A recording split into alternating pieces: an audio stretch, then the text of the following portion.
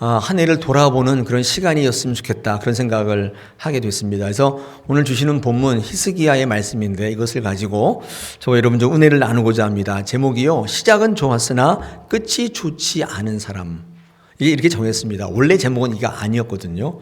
시작은 나빴으나 끝이 좋은 사람, 이렇게 했는데 바꿨습니다. 좀 충격이 되고 도전이 되게 하시기 위해서 우리 한 해를 이 말씀으로 돌아봤으면 좋겠습니다. 여러분, 여기 있는 분들 한 분 한 분들이 2018년도 시작할 때 다 다르게 출발했습니다. 뭐 상황이 어쨌든 간에 다 다르게 출발했는데, 여러분 지금 끄트머리에 서 계시는데 어때요? 끝은 어때요? 끝은 어떻습니까? 괜찮습니까? 네. 이럴 때는 그냥 아멘 이렇게 하시면 좋을 것 같은데, 끝이 어떻습니까? 네. 옆구리를 찔려서 절 받는 것도 하루 이틀이지. 네. 제가 볼 때 믿는 분들은 끝이 좋아야 돼요. 왜냐하면 하나님, 예수 그리스도가 그런 분이에요. 시작은 되게 열악했는데 끝이 항상 좋으세요. 그게 예수 그리스도의 삶인 줄 믿습니다. 시작이 어떠했든지 간에 관계없이 끝이 참 좋아지기를 원합니다. 저 여러분 한 해를 그렇게 마무리를 잘했으면 좋겠습니다. 자, 이렇게 보면요, 시작은 참 좋은데 끝이 안 좋은 분들이 있지 않습니까? 근데 그런 분들 보면 대부분 왜 그런가 보면 욕심 때문에 그런 경우가 상당히 많습니다. 욕심을 가질 때 시작은 참 좋았는데 끝이 별로 안 좋은 경우들이 있어요. 여러분 욕심 있으시죠? 네. 근데 이런 말씀들 많이 해요. 뭐 공부 욕심, 일 욕심 이렇게 하면서 그게 무슨 선한 욕심이라나? 선한 욕심. 근데 여러분, 선한 욕심이라는 건 없어요. 욕심은 선한 게 없어요. 왜냐하면 이런 거잖아요. 더 갖고 싶은 거, 더 좋게 되고 싶은 거, 이게 뭐 당연한 것처럼 보이지만 사실 이 모든 게 다 죄에서 출발하는 거예요. 그렇지 않습니까?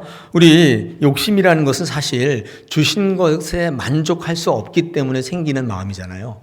이 주신 것이 족한 줄 알면 욕심이 없죠. 근데 이게 없기 때문에 생기는 게 욕심이잖아요. 초창기에 에덴 동산에서 욕심이라는 건 없었어요. 그때는 거기는 만족이 있었고 부족한 게 없었고 풍부했었다고요. 근데 어느 순간 갖고 싶은 게 생기게 되고 더 낫게 되고자 하고 하는 욕망이, 욕심이 생기면서부터 그때부터 거기가 이상해졌어요. 여러분, 더 갖고 싶은 거, 더 낫게 되고 싶은 거, 이거 뭐예요? 죄예요. 죄로부터 나타나는 결핍의 현상이에요, 이게. 여러분, 그래서 이 죄를 이기는 방법은 욕심을 버리는 거예요. 어쩌면 간단해요. 그렇지 않습니까? 욕심을 버리는 방법이 그럼 뭐냐? 이것도 간단해요. 내가 가지고 있는 모든 것들을, 또 내가 갖게 하실 모든 것들이 다 하나님께로부터 온다는 사실을 믿는 거예요. 그러면 욕심이 사라져요. 신기하게 없어져요. 내가 가지고 있는 것들, 내가 무엇을 얻게 되는 것들, 내가 무엇인가 되는 것들이 하나님이 주시는 전적인 복임을 믿는 믿음이 딱 있으면요, 신기하게 욕심이 없어져요. 그 욕심의 자리에 자족의 은혜가 채워지게 돼요. 어떤 은혜? 자족의 은혜. 자족이란 뭐라고요? 스스로 족한 줄 아는 거예요. 이게 에덴 동산에 있었던 거예요. 근데 이제 자족이라는 말 자체 어감이 좀 그런데 어떤 분들은 이 말을 좀 싫어하시는 분이 있어요. 어떤 분들이냐면 성취주의자들입니다. 여러분, 성취주의자란 어떤 사람이냐면 내가 원하는 바를 반드시 이룬다. 성취하는 것을 목적으로 사랑하시는 분이 성취주의자예요. 목적론자라고도 하는데 어떤 일을 설정을 하면요, 그걸 이루고야 마는 거예요. 이거를 이렇게 자랑하시는 분들이 좀 있어요. 나는 뭐든지 한번 마음 먹으면 끝까지 간다. 이루고야 만다. 이거 되게 좋은 건데, 근데 이 성취론자들이 뭐가 문제냐면 그것을 성취하기 위해서 때로는 수단과 방법을 가리잖아요. 이게 성취론자예요. 어떤 게 목적을 세울 수 있는데 그게 하나님의 뜻이 아니면 그만둘 수 있어야 되는데 그게 아니라 그 성취한 게 목적이어서 수단과 방법을 가리지 않아요. 이 성취론자 분들이 이 자족이라는 말을 좀 싫어해요. 왜냐하면 어감상 아무것도 안 하고 현실에 안주하는 것 같은 느낌이 있잖아요. 자족. 그렇잖아요? 인간이란 자고로 더 노력하고 열심을 내서 무언가를 더 이루고자 하는 의지가 있어야 되는 게 아니냐. 이게 진취적인 인간이 아니냐 이런 생각을 많은 분들이 갖고 있잖아요. 자족이라는 게 별로 안 좋아해요. 그냥 놀고 먹는 것 같아가지고 주시는 거 그냥 아멘 하면서 아무것도 안 하는 것처럼 보여서 그렇게 싫어하는 분들이 있습니다. 근데 여러분 자족은요 그런 단어 아닙니다. 그렇지 않습니다. 이 자족의 인생이 아무것도 안 하는 거 아니에요. 어쩌면 이 자족하는 인생들이 더 많은 일을 하고 있다는 생각을 해보게 됩니다. 여러분 성경에서 자족을 말씀하는 분이 누구냐면 사도 바울입니다. 여기 한번 성경 말씀 보십시오. 빌립보서 4장 11절 12절에서 이 사도 바울은 자족을 얘기하고 있거든요. 내가 궁핍함으로 말하는 것이 아니라 어떤 형편이든지 나는 뭐 하기를 배웠다고요?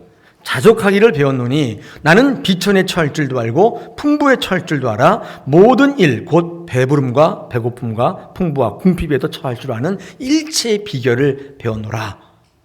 이 사도 바울이 얘기하고 있는 자족인데요. 지금 사도 바울이 아무 일도 안 하고 감나무 아래 누워서 입 벌리고 누워 있나요? 여러분 알다시피 사도 바울이 얼마나 열심히 살았어요. 이런 말이 있는지 잘 모르겠는데 자족주의자였어요. 성취주의자와 자족주의자의 차이가 있다면 이런 차이가 있어요. 하나님을 의지하는가 자신을 의지하는가의 차이예요. 여러분 성취주의자는요 자신의 노력, 자신의 열심을 의지합니다. 자신의 방법을 의지해요. 어떻게든지 그 일을 이루곤. 그런데 자족주의자는요 하나님을 의지해요. 그 차이가 있어요. 여러분 그러니까 사도 바울이 자족하기를 배웠다고 할 때 무엇을 배웠다는 거예요? 자족하기를 배웠다고 할 때 비천에 처할 때뿐만 아니라 풍부에 처할 때에도 뭘 배웠어요? 하나님을 의지하는 법을 배웠다는 뜻이에요. 그러므로 성경에서 말하는 자족이란 하나님을 의지하는 신앙을 말하는 거예요. 아무것도 안 하고 주신 줄로 그게 족한 줄 알고 그냥 가만히 앉아서 허허 하는 게 자족이 아니에요. 자족이란 하나님을 의지하는 신앙인 것입니다. 여러분 우리 믿는 사람들도 열심히 살지 않습니까? 그러나 여러분 그 열심은요 욕심에서 비롯된 게 아니라 사명에서 비롯된 것입니다. 그러니까 욕심이 사명으로 대체되는 삶이 신앙이에요. 여러분 열심히 안 사는 게 아니에요. 열심히 사셔야 돼요. 근데 그게 사명 때문인 거예요. 근데 욕심 때문이 아니에요. 더 잘 되고자 더 많이 갖고자 하는 게 아니에요. 오늘 본문에 나오는 이 유명한 히스기야의 이 기도의 응답을 오늘 좀 말씀을 나누기를 원하는데 히스기야는요 처음은 너무 좋았는데 나중에 별로 좋지를 않았습니다. 그 이유가 뭘까? 같이 한번 말씀 나누면서 한 해를 마무리하는 귀한 말씀으로 받기를 원합니다. 여러분 히스기야는 남유다 왕국의 왕들 가운데 괜찮은 왕이었어요. 여러분 남유다와 북이스라엘의 차이, 북이스라엘은 정통 다윗의 왕조의 국가가 아니기 때문에 아무튼 제멋대로 왕조가 바뀌고 뭐 그러는데 여러분 남유다는 다윗의 왕조가 계속 이어갑니다. 그러니까 좀 정통 이스라엘 왕국이죠. 그 가운데서도 히스기야는 굉장히 괜찮은 왕 중에 뽑히는 왕입니다. 근데 문제는 뭐냐면 이 히스기야의 아버지가 누구냐면요 아하스입니다. 아하스가 아니라 아하스. 네, 아하스 왕이었는데 이 사람은 별로 안 좋았어요. 성경은 그를 악한 왕으로 규정하고 있습니다. 근데 그 사람이 왜 악했나를 성경을 보니까 이유가 이거예요. 이 아하스 왕은요 아까 말한 것처럼 성취주의자였어요. 마음 딱 먹으면 그 일을 수단과 방법을 가리지 않고 해내는 사람이에요. 성경은요 이 성취주의자를 악하다고 규정하고 있어요. 내가 뜻한 바를 이루기 위해서 어떤 것도 해요. 제가 이제 성경을 보니까 이 아하스 왕에 대한 성경 본문은 우리가 지금 20장 보고 있잖아요. 근데 그 앞에 16장 전체가 이 아하스 왕에 대한 기록이 있는데 거기 3절에 보니까 자기 아이를 불 가운데 제사를 지내요. 지나가게 해요. 여러분 아무리 뭘 이루고 싶어도 여러분 자녀를 그렇게 할 수 있어요? 그럴 때는 제가 먼저 죽을 것 같아요. 우리 아이들한테. 네. 어떻게 그 일을 해요? 내가 어떤 일을 이룰 때 내 자식을 불에 태워서 제사를 지내. 이거 있을 수 없는 얘기죠. 근데 이 아하스는 그 짓을 했다는 거예요. 성취론자예요. 또 열왕기하 16장 10절 이하에 보면 아마도 이 아하스가 이 아수르에 아마 이렇게 갔던 모양이에요. 근데 아수르에 가니까 신전이 있는데 아수르 신을 섬기는 신전에 제단을 딱 보게 됐는데 이 제단이 너무 멋있어 보이는 거여서 핸드폰 딱 찍어가지고 보낸 거예요. 누구한테? 예, 그 제사장 우리한테 보냈어요. 그래서 야, 요거대로 만들어라. 하나님의 성전에 제단이 노제단이 있는데 그거 없애버리고 야, 이거 너무 좋아 보이니까 이걸로 만들어라. 똑같이 만들어서 거기다가 대고 제사를 해요. 그리고 원래 있던 제단은요, 자기가 이렇게 빼가지고 자기가 개인 용도로 사용해요. 헐이죠, 헐. 그러니까 좋게 보이는 것은 그 어떤 거든지 다 갖다 쓰는 거예요, 그냥. 이걸 뭐라고 하냐면 혼합주의라고 하는 것입니다. 혼합주의. 혼합주의가 왜 문제냐면요, 하나님을 only one, 나의 오직 하나님으로 만드는 것이 아니라 여기 one of them으로 만들어요. one of them이라는 게 뭐예요? 그것들 중에 하나예요. 하나님이 여러분의 주인 되시고 주권자 되는 게 아니라 여러분이 소중히 여기던 많은 것들 중에 하나예요. 이게 혼합주의예요. 그냥 좋다면 뭐든지 다 갖다 쓰는 거예요. 여러분, 그런 차원에서 혼합주의와의 반대말은 오직 예수예요. only one. 그거 아니면 안 되는 거예요. 여러분, 기독교 신앙으로 승리하려면 내가 어떻게 하는가의 문제에 사로잡히면 안 되고 내가 어디에 있는가의 소속의 문제가 굉장히 중요해요. 여러분, 하나님이 여러분 가운데 어떤 분이신가? 내가 어떻게 하면 복을 받느냐가 아니라 하나님과 여러분의 관계 속에서 여러분 어떤 위치에 있는가 굉장히 중요한 소속의 문제. 이 기독교의 신앙의 성패는 여기에 달려 있어요.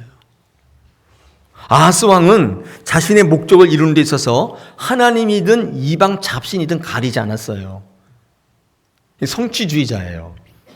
우리로 얘기하면 내가 원하는 걸 얻기를 원한다면 교회든 점집이든 이단이든 관계없어요. 아무 데나 다 가요. 우리의 모습에도 그런 모습이 있지 않습니까? 뭐 점집도 가고 영하다는 어떤 사람도 찾아가고 그렇게 되는 거예요. 성취주의자입니다. 자족주의자는 아니에요. 여러분, 성경에서 보면 어떤 일을 이루고 하나님의 뜻을 세울 때 성취주의자를 쓴 적이 없어요. 자족주의자. 하나님을 의지하는 사람들을 쓰지 않습니까? 여러분, 이 아하스는 그런데도 이렇게 성취주의자였는데 인간적으로 보면 굉장히 강한 남자였어요. 강한 남자. 왜요? 뭐든지 다 하니까.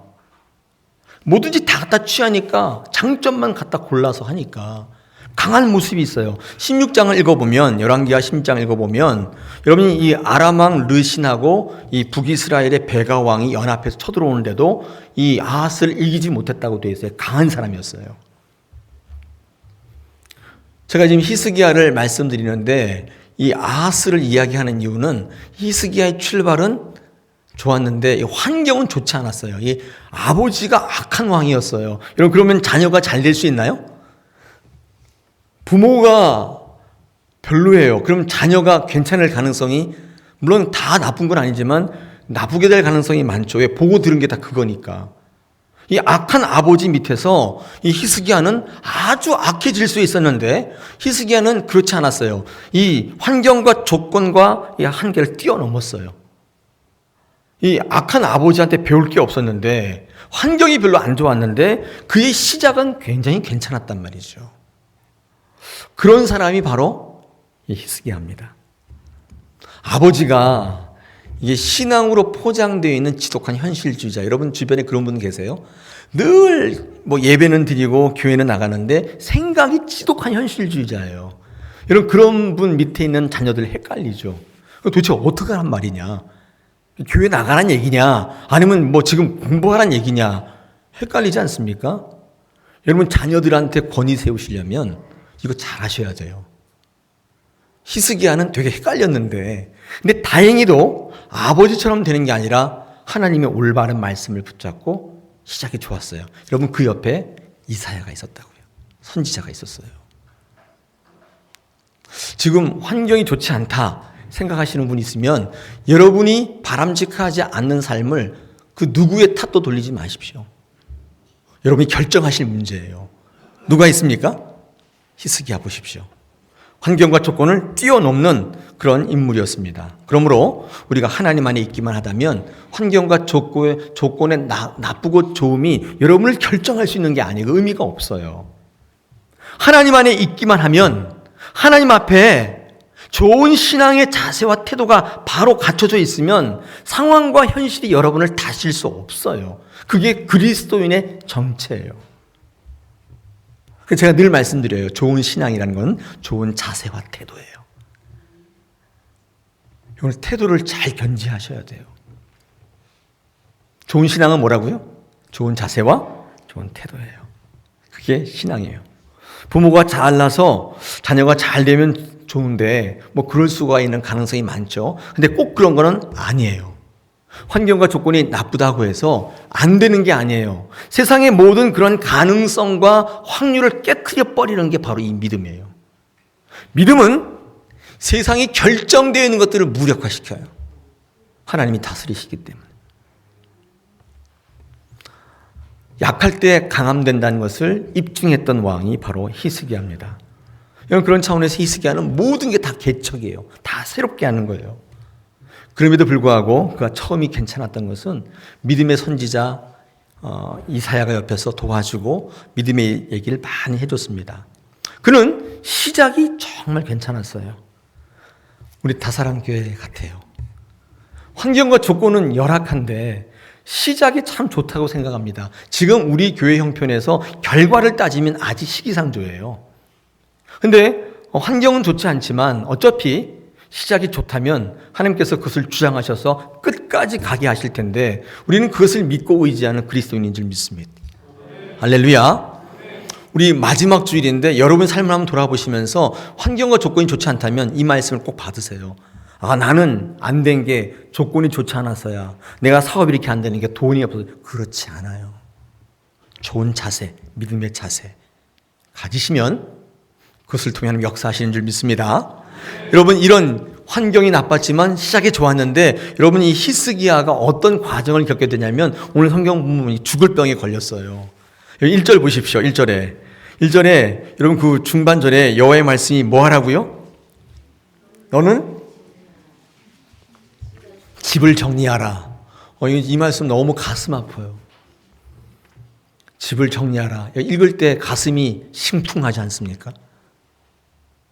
죽을 때가 됐든 집을 정리하라는 거예요. 제 동생이 일찍 돌아갔어요. 저보다 2살 터울 아래에 있는 동생인데 44살 때 목회 잘하다가 하늘나라 갔습니다. 제 동생 돌아가고 난 다음에 목회실에 딱 들어갔는데 목사였거든요. 들어갔는데 그대로 다 있는 거예요. 신발도 그대로 있고 엊그제 샀던 운동기구도 그대로 있고 쓰다만 볼펜도 그대로 있고 근데 사람만 없어요. 근데 그걸 정리해야 되는 거예요. 다 없애야 돼요. 너의 집을 정리하라. 굉장히 가슴이 아프더라고요.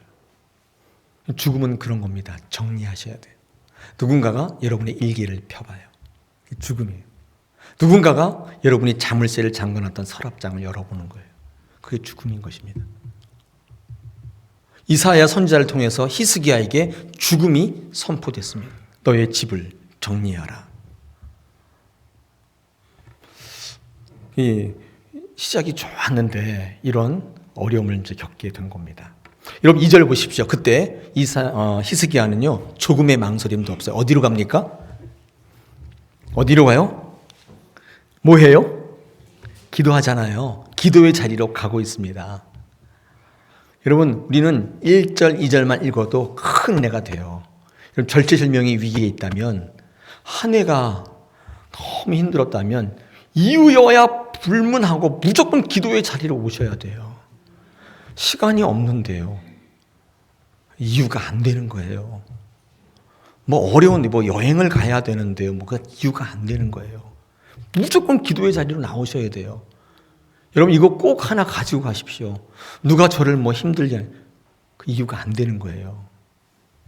저 몸이 아픈데요. 이유가 안 되는 거예요. 죄송합니다. 몸이 아프신 분들 제가 이런 얘기해서. 근데 그게 이유가 안 돼요. 절체절명의 위기에 있으면 무조건 기도의 자리에 오셔야 돼요. 여러분 기도하면 상황이 바뀌든 기도가 바뀌든 둘 중에 하나예요. 하나님의 뜻에 맞으면 주시고 아니면 기도가 바뀌어져요.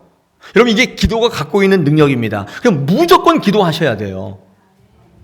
어떤 분은 저한테 이렇게 얘기해요. 기도하는데 이게 하나님의 뜻인지 내 욕심인지 잘 모르겠대요.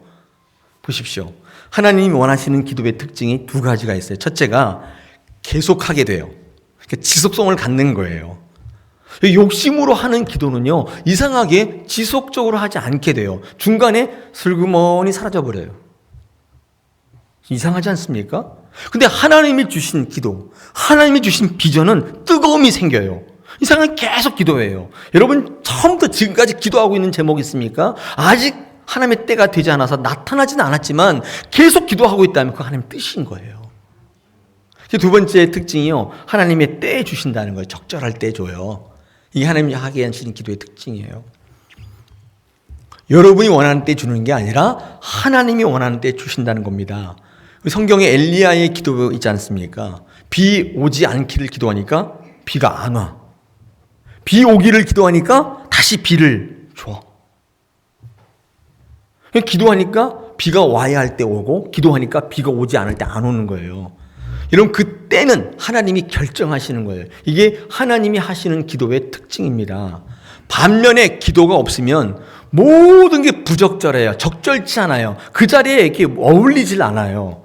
이게 와야 할 때 안 오고 올 때 또 안 와요. 와야 할 때 또 오고 막 그래요. 그게 가뭄이고 홍수 아니에요? 가뭄이 뭐예요? 비가 와야 되는데 안 오는 거, 그게 가뭄이잖아요. 비가 오지 말아야 되는데 비 오는 거, 그거 홍수예요.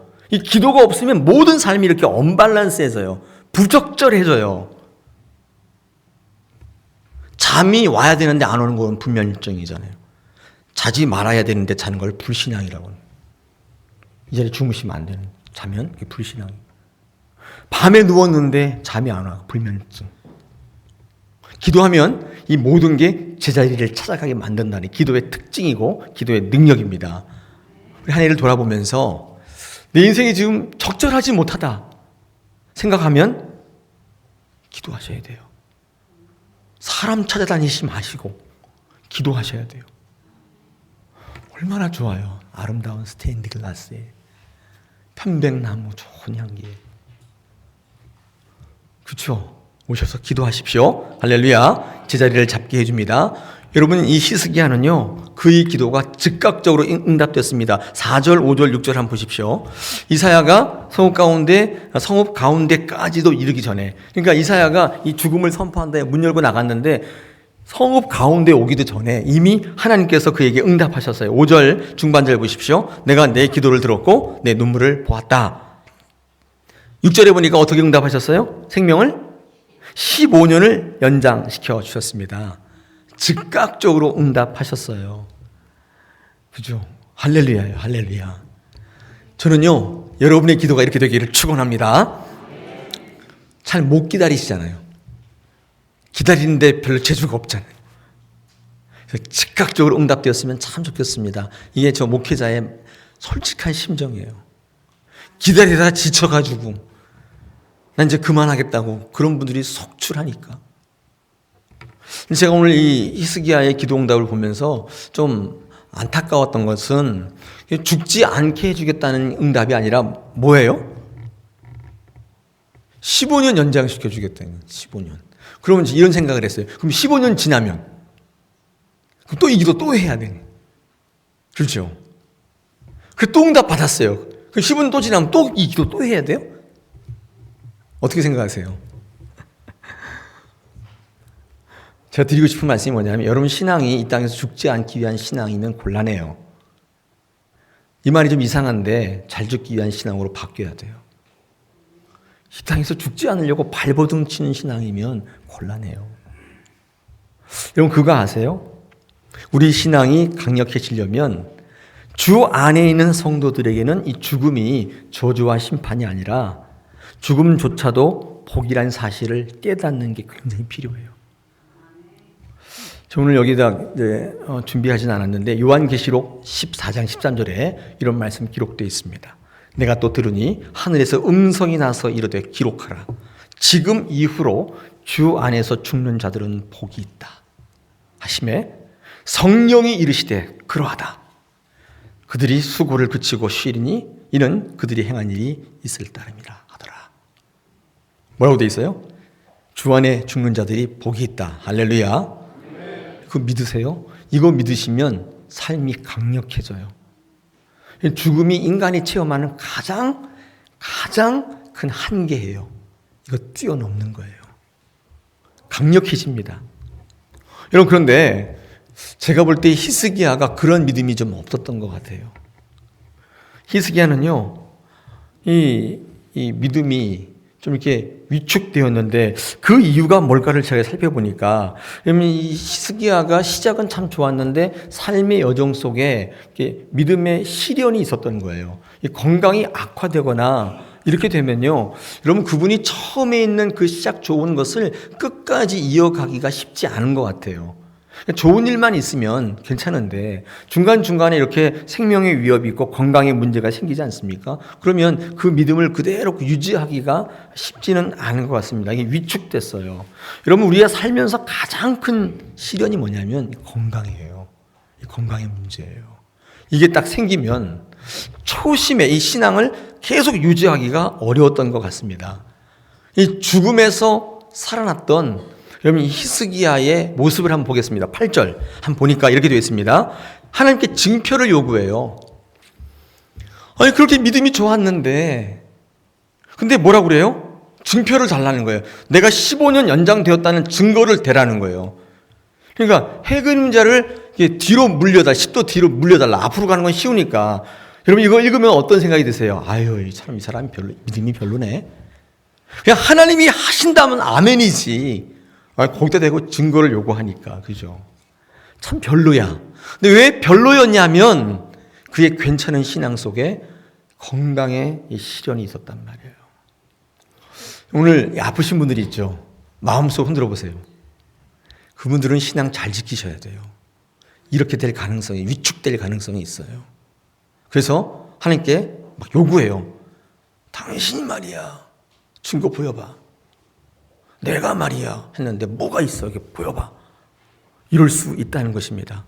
여러분, 12절 이하에 보니까 오늘 성경 말씀에 이 바벨론의 사절단이 아마 이 히스기야를 찾아온 모양입니다.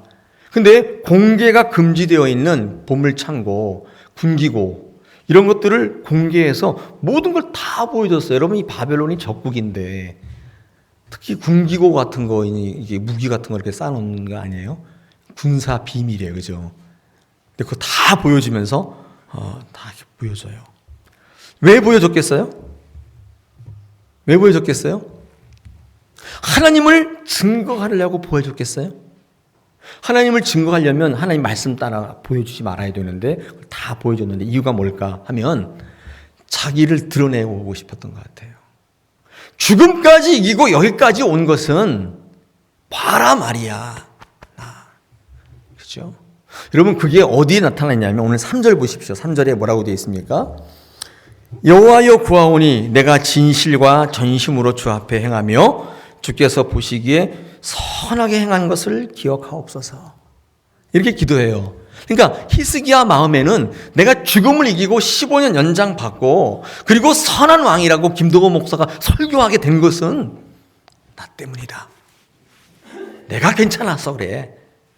자기에게서 결과를 찾는 그 마음이 엿보이잖아요.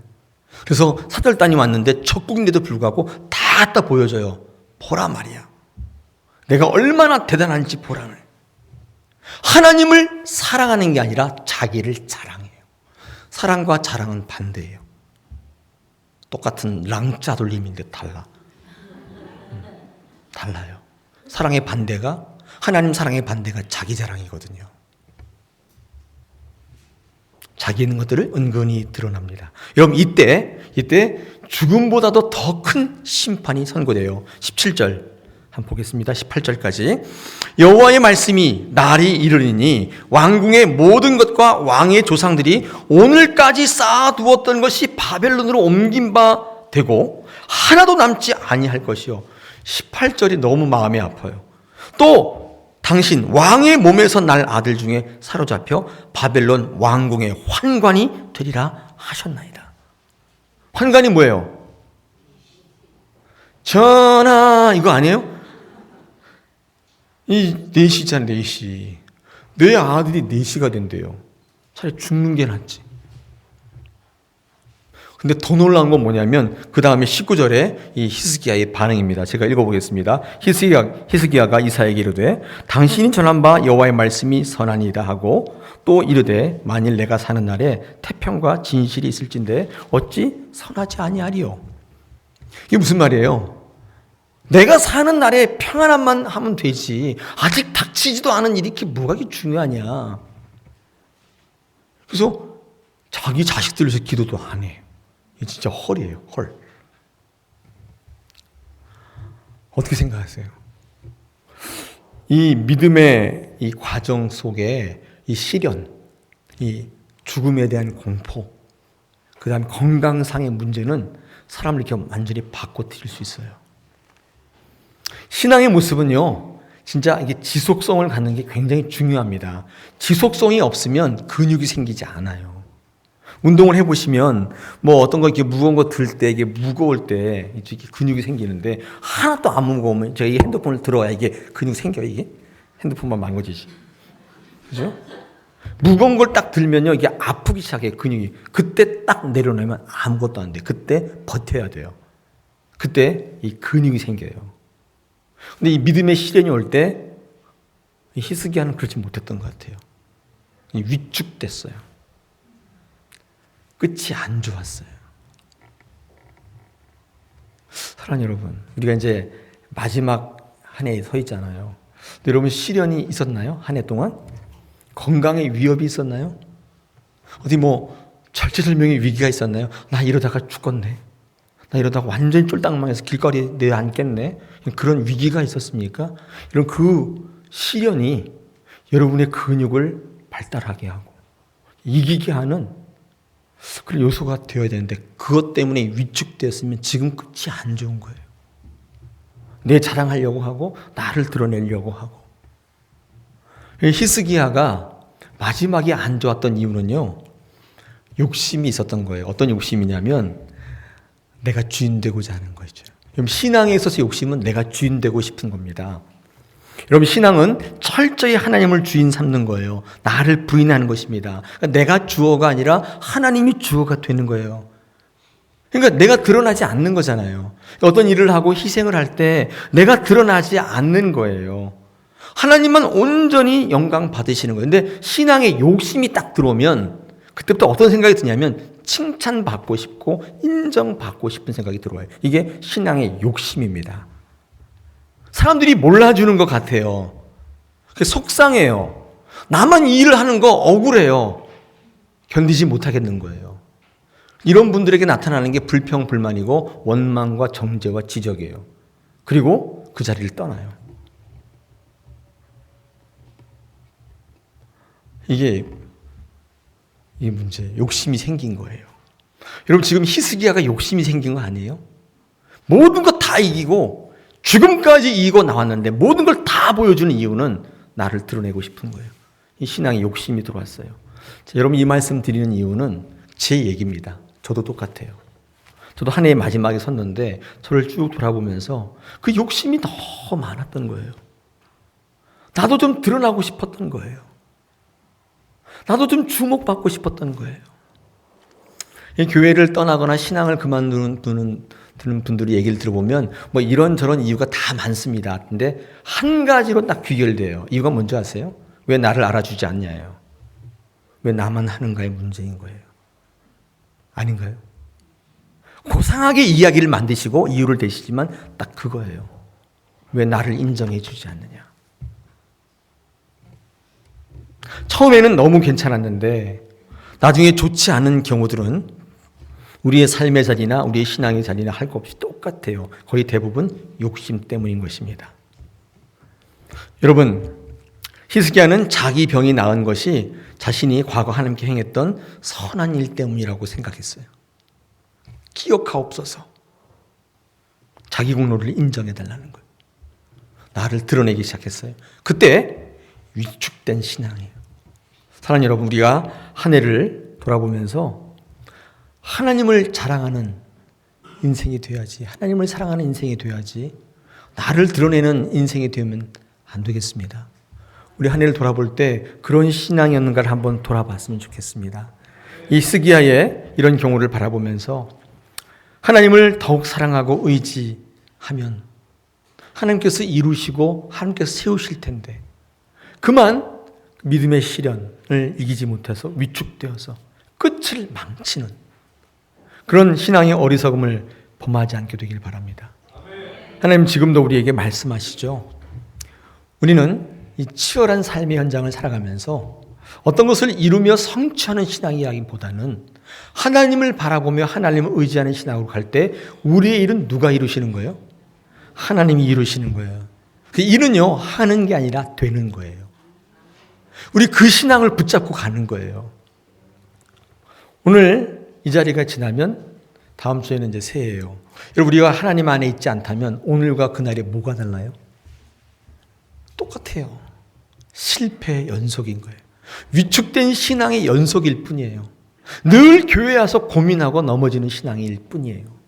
하나님 안에 있게 되면 하나님께서 여러분을 주장하시고 여러분이 그 현실 속에서 치열하게 살아가시면 하나님 그 삶을 들어 쓰시고 그를 통해서 하나님의 나라를 세워가실 줄로 믿습니다.